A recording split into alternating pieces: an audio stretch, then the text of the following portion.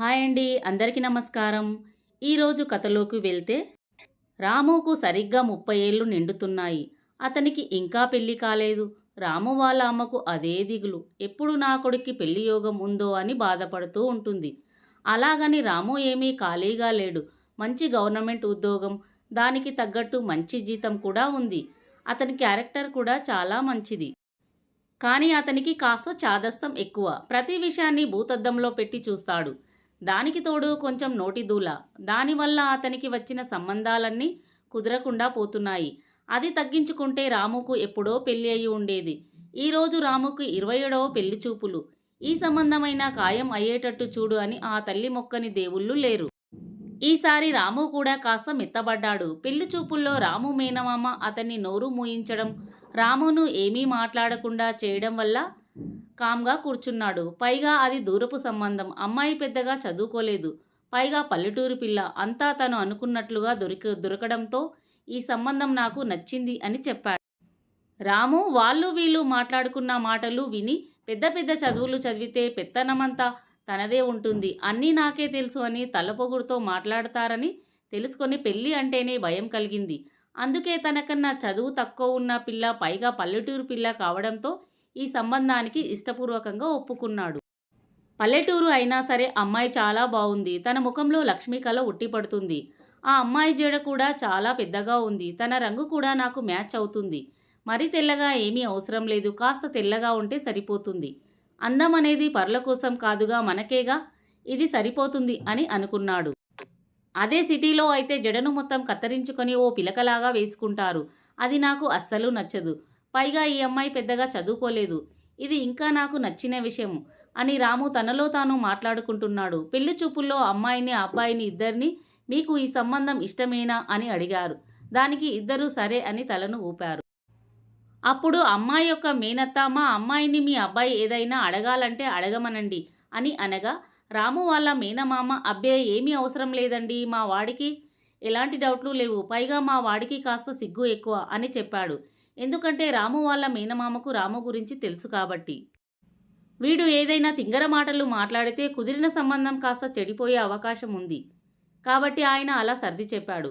అయినా రాము తన మేనమామ మాటలు అస్సలు పట్టించుకోకుండా ఆ అమ్మాయిని ప్రశ్నలు అడగడానికి సిద్ధమయ్యాడు. కింది నుంచి తన మేనమామ, పైనుంచి తన తల్లి తన యొక్క కాళ్లను నొక్కి ఎంత చెప్పినా వినకుండా ప్రశ్నలు అడగడానికి సిద్ధమయ్యాడు. ఇక రాము తల్లి, వీడికేం మాయరోగం, కుదరక ఓ సంబంధం కుదిరితే వీడేంటి ఇలా చేస్తున్నాడు, వీడికి అస్సలు బుద్ధి ఉందా అని ఆ తల్లి చాలా బాధపడింది. తన తల్లి తన మేనమామ ఎంత చెప్పినా కూడా వినకుండా తను అనుకున్నది చేశాడు. అమ్మాయిని ప్రశ్నలు అడగడం మొదలుపెట్టాడు. నీకు వాట్సాప్ గ్రూప్ ఉందా అని అంటే దానికి ఆ అమ్మాయి అబ్బే లేదండి అని సమాధానం ఇచ్చింది. మీకు ఫేస్బుక్ అకౌంట్ ఉందా అన్నాడు రామ్. అంటే ఏంటి అని అమాయకంగా మొహం పెట్టింది అనిత. నాకు ఇవేవీ తెలియవండి అని సమాధానం చెప్పింది. నీకు టీవీలో ఏ సీరియల్ అంటే ఇష్టం? నేను సీరియల్లే చూడను. అప్పుడు రాము హమ్మయ్య అనుకుంటూ, నాకు కావాల్సింది ఇదేగా అనుకుంటూ లోలోపల చాలా సంతోషపడుతున్నాడు. టీవీలో ఏమీ చూడవా? పాత సినిమాలు, భక్తి ఛానల్, చిన్నపిల్లల కథలు అంటే నాకు చాలా ఇష్టమండి అని సమాధానం ఇచ్చింది. నీకు బయటి చిరుతిళ్ళు ఏమైనా అలవాట్లు ఉన్నాయా? అబ్బే బయటివి నేను అస్సలు తిననండి. నీకు షికార్లు తిరిగే అలవాట్లు ఏమైనా ఉన్నాయా అంటే షికార్లా? అవేమిటండి, కార్లా జీపులా అంటూ అమాయకంగా మొహం పెట్టింది అనిత. అప్పుడు రాము మొహంలో సంతోషం కట్టలు తెంచుకున్నంత పని అయ్యింది. అక్కడే ఎగిరి గంతెయ్యాలని అనిపించింది. కానీ అందరి ముందు బాగోదని ఊరుకున్నాడు. నీకు ఎవరైనా బాయ్ ఫ్రెండ్స్ ఉన్నారా? అప్పుడు అనిత ఉన్నారండి అనగానే రాముకు వల్లంతా చెమటలు పట్టాయి.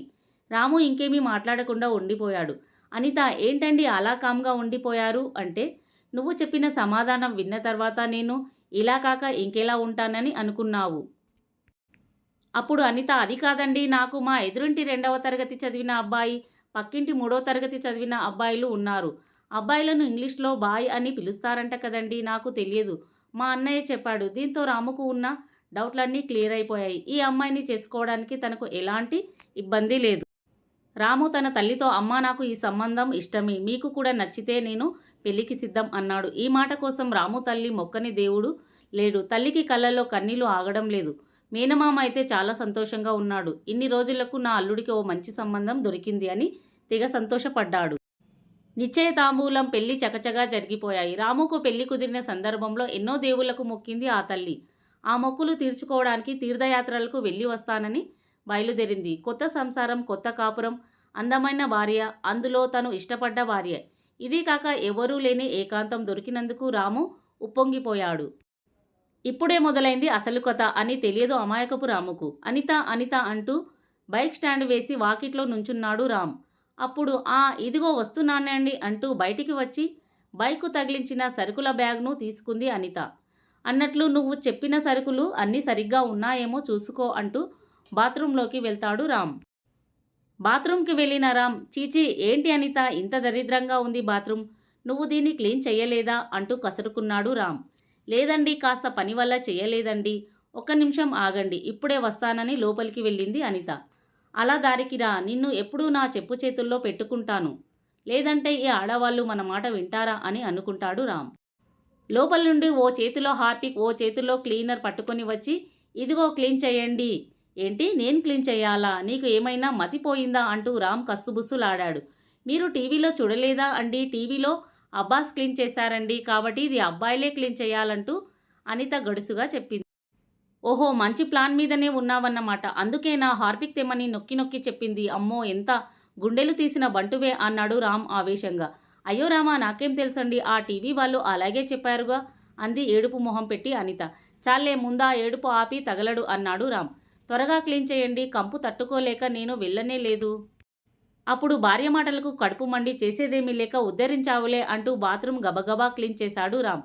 అలా చేసి చెయ్యంగానే అందులో దూరింది అనిత. హమ్మయ్య, ఇప్పుడు మనసుకు ఎంత హాయిగా ఉందో అంటూ ఇంట్లోకి వచ్చింది అనిత. సాలే సంబడం, దీనికేమీ తక్కువ లేదు, ఇంతకు తినడానికి ఏమైనా చేశావా లేదా అన్నాడు రామ్. చేశానండి, ఎంతో రుచిగా ఉండే పులిహోర, మరి త్వరగా తీసుకురా అంటూ పులిహోరాన్ని తలుచుకొని నోట్లో ఊరీలు వస్తున్నాయి రామ్కి. అబ్బా, ఆకలి దంచేస్తోంది, త్వరగా పెట్టు అన్నాడు. అనిత, నీవు తిన్నావా? లేదండి, భర్త తిన్నాకే భార్య తినాలని మా అమ్మ చెప్పింది. అవునా, భార్య అంటే అలా ఉండాలి అన్నాడు రామ్. పులిహోరాన్ని నోట్లో పెట్టుకున్న రామ్, చీచి ఇదేంటి పులిహోర ఇలా ఉంది అన్నాడు. నువ్వు రుచిగా అన్నప్పుడే నాకు ఎక్కడో తట్టింది, ఇందులో ఏం కలిపావే, వాంతి వచ్చేలా ఉంది అన్నాడు రామ్ కోపంగా. మరేమోనండి, నిమ్మకాయలకు బదులు 100 నిమ్మకాయల శక్తి ఉండే వీల్ పౌడర్ కొద్దిగా, అలాగే విమ్ కలిపానండి, అదే అంట్లు రుద్దే సోప్ కొద్దిగా వేశా. నీ కడుపు మండ, నువ్వు మనుషులను చంపడానికే పుట్టావే, ఏదో పల్లెటూరు పిల్ల చదువు తక్కువైనా చెప్పినట్లు వింటుందని వెతికి మరీ చేసుకుంటే నా కొంప ముంచావు కదే, నా జీవితం నాశనం చేశావు కదే, నీలాంటి దద్దోజనాన్ని చేసుకున్నానే అంటూ పులిహోర కంచాన్ని విసిరికొట్టాడు రామ్. ఏరికోరి పల్లెటూరు పిల్లను చేసుకున్నందుకు నాకు తగిన శాస్త్రి జరిగిందని నెత్తి నోరు కొట్టుకున్నాడు. ఏమండి, ఇప్పుడే చెబుతున్నాను, నన్ను ఏమైనా ఇబ్బంది పెట్టారనుకోండి, నేను డైరెక్ట్గా టీవీలో వచ్చే రోజాగారి రచ్చబండకో, జీవిత గారి బతుకు జట్కా బండకు మిమ్మల్ని ఈడుస్తాను. నా సంగతి మీకు తెలియదు, నాకు గాని మండిందో మీ బతుకు బస్టాండే, ఇక గుర్తించుకోండి అంటూ ఏడ్చుకుంటూ లోపలికి వెళ్ళింది. ఇంతలో తీర్థయాత్రలు ముగించుకొని వచ్చిన రాము తల్లి అక్కడ పరిస్థితి చూసి, ఏంట్రా అలా ఉన్నావు, ఏమైంది నీకు అనగానే రాముకు ఒక్కసారిగా ఏడుపు తన్నుకుంటూ వచ్చింది. తన తల్లిని పట్టుకొని బోరు బోరున ఏడవసాగాడు. అమ్మ, ఇక నా జీవితం నాశనం అయింది, ఆ దరిద్ర మొహంది నాకెక్కడ దాపరించిందే. ఓ చదువు లేదు, సంధ్య లేదు, కొంచెం కూడా సంస్కారం లేదు, ఏవేవో అనుకొని నా జీవితం నాశనం చేసుకున్నాను. నువ్వు ఎంత చెప్పినా కూడా వినకుండా మొండిగా ఈ పల్లెటూరు బయటను చేసుకున్నందుకు నాకు ఆ భగవంతుడు సరైన శిక్ష విధించాడు అంటూ తన తల్లిని పట్టుకొని బ్యావమని ఏడవడం మొదలుపెట్టాడు. అప్పుడు రాము తల్లి, ఓరి వెర్రి నాయనా, నీ తల్లి ఉండగా చింతెందుకు, నీకు గుణపాఠం నేర్పాలని అనిత అలా చేసింది. అనవసరమైన విషయాలు బుర్రలో పెట్టుకొని పెళ్ళాం చదువుకుంటే మాట వినదని, సీరియల్ చూస్తే చెడిపోతుందని, భర్తను లెక్క చేయదని ఎవరో చెప్పిన మాటలు నమ్మావు. అందుకే నీకు తెలిసొచ్చేలా చేయడానికి మేమంతా ఈ కథ నడిపాము. నీ గురించి అనితకు పెళ్లికి ముందే చెప్పి ఒప్పించాము. నీ తిక్క ప్రశ్నల సంగతి, నీకు భార్య మీద ఉన్న అపోహ గురించి కూడా మేము అనితకు పెళ్లికి ముందే చెప్పాము. అన్నీ తెలిసే అనిత ఈ పెళ్లికి ఒప్పుకుందిరా. నా కోడలు నువ్వనుకున్నట్లు దద్దోజనం కాదురా, మహాలక్ష్మి, చదువుల తల్లి, అది పల్లెటూరులో పుట్టినా కూడా చదువుల సరస్వతిరా, నా కోడలు కాబోయే కలెక్టర్ అమ్మ అంటూ తన తల్లి అన్న మాటలకు రామ్ ఆశ్చర్యపోయాడు. ఏంటి, ఈ దద్దోజనం కాబోయే కలెక్టరా అంటూ నోరు ఎల్లబెట్టాడు రామ్. అవునురా, నా కోడలు కలెక్టర్ కాబోతుంది. మీ పెళ్ళైన మరుసటి రోజే ఫలితాలు వచ్చాయి. అనిత నీకు ఈ విషయం చెప్తానని ఎన్నిసార్లు నాతో చెప్పినా కూడా నేను వినలేదు. ఎందుకంటే నీకు భార్య మీద ఉన్న అపోహ పోవాలి, అప్పుడే చెప్దామని నేనే చెప్పనివ్వలేదు. నన్ను క్షమించండి అంటూ అనిత రామ్ని క్షమాపణ అడుగుతుంది. నువ్వేం తప్పు చేశావని క్షమాపణ అడుగుతున్నావు? ఈ విషయం దాచిపెట్టినందుకు అండి. లేదు లేదు, నువ్వు కాదు, నేనే నీకు క్షమాపణ చెప్పాలి. భార్య గురించి తప్పుగా ఆలోచించినందుకు. అమ్మాయి పల్లెటూరిదైనా పట్టణానిదైనా చదువు ఉన్నా లేకున్నా ఏది మంచి ఏది చెడు తెలుసుకునే సంస్కారం ఉంటే చాలు. మీరు అనుకున్నట్లు అందరూ అలా ఉండరండి. ఎంత ఓర్పు లేకుంటే రోజు తాగే వ్యసనపరులైన భర్తలను ఎలా భరిస్తున్నారు? వదిలి వెళ్ళలేకనా? వాళ్ళను ఎలాగైనా మార్చాలి అని తప్పించే స్త్రీమూర్తులు ఎందరో ఉన్నారండి ఈ లోకంలో. మీరనుకున్నట్లు ఉంటే సమాజం ఎప్పుడో అధోగతి పాలయ్యేది. మంచి చెడు ఎప్పుడూ పక్కపక్కనే ఉంటాయి, కానీ చెడుకు ప్రచారం ఎక్కువ. అందుకే అది అందరికీ తెలుస్తుంది. మంచిని అందరూ మర్చిపోతారు. మనుషులు కూడా చెడునే ఎక్కువగా మాట్లాడుకుంటారండి. అదే మన దౌర్భాగ్యం అని అంది అనిత. అవును అనిత, నువ్వన్నది ముమ్మాటికి నిజం. నేను ఒకవైపే ఆలోచించాను. నాకు నీలా అందంగా చెప్పేవారు లేక తెలుసుకోలేకపోయాను. సారీ అనిత అంటూ రామ్ తన తప్పును ఒప్పుకున్నాడు. ఒరేయ్ రామ్, ఆకలి అన్నావు కదా, నీ భార్య నీకోసం దాచిపెట్టిన పులిహోర తిందువురా అంటూ రామ్ తల్లి రామ్కు తినిపించింది. అబ్బా, ఎంత రుచిగా ఉంది పులిహోర అంటూ లొట్టలేసుకుంటూ తిన్నాడు రామ్. అవునురా, ఇప్పుడు భార్య బెల్లం తల్లి అల్లం అయ్యిందా అంటూ ముసిముసి నవ్వుతూ లోపలికి వెళ్ళింది. ఆ మాటలకు అనిత కూడా తన భర్త వైపు నవ్వుతూ చూసింది. ఫ్రెండ్స్, మా ఈ చిన్న కథ మీకు నచ్చిందనే అనుకుంటున్నాను. నచ్చితే ఒక లైక్ చేయండి. మీకు ఈ కథ ఎలా అనిపించిందో కామెంట్లో తెలియజేయండి. అలాగే మా ఛానల్ని సబ్స్క్రైబ్ చేయండి.